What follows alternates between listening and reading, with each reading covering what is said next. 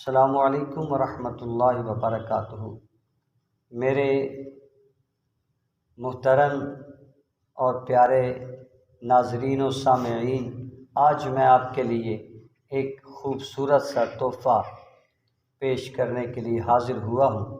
یقیناً جب آپ سماعت کریں گے اور ویڈیو کے اینڈ پر انشاءاللہ آپ خود کہیں گے کہ واقعی آج میں نے آپ کو ایک بہت عظیم تحفہ پیش کیا۔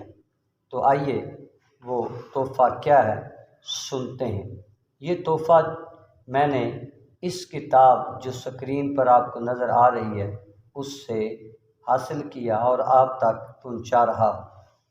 حضرت شیخ ابو بکر بن مجاہد جو اپنے وقت کے عظیم محدث فقیہ عارف باللہ تھے، ان کی مجلس ہر وقت علماء، فقہاء، صوفیاء کے ہجوم سے بھری رہتی۔ ایک دن حضرت شبلی ان کی مجلس میں تشریف لائے۔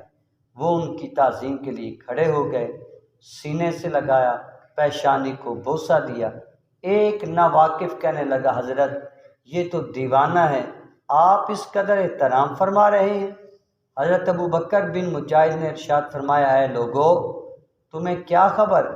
میں نے ان کے ساتھ ایسا ہی کیا جیسا میں نے رسول پاک صلی اللہ علیہ وآلہ وسلم کو کرتے دیکھا۔ پھر فرمایا، میں نے خواب میں دیکھا رسول اللہ صلی اللہ علیہ وآلہ وسلم کی مجلس مبارک قائم ہے۔ جس وقت حضرت شبلی مجلس میں آتے ہیں تو حضور ان کے لیے کھڑے ہو جاتے ہیں، ان کی پیشانی کو بوسہ دیا۔ میں نے عرض کی، آقا، شبلی پر اتنی شفقت و مہربانی کس وجہ سے؟ تو رسول پاک صلی اللہ علیہ وسلم نے ارشاد فرمایا، یہ ہر روز نماز کے بعد لقد جاءکم رسول من انفسکم عزیز علیہ ما عنتم حریص علیکم بالمؤمنین رؤوف الرحیم فإن تولوا فقل حسبی اللہ لا الہ الا هو علیہ توکلت وہو رب العرش العظیم۔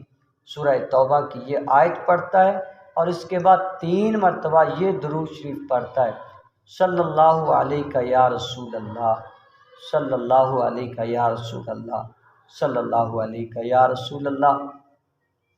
دوستوں، واقعہ ختم ہوا۔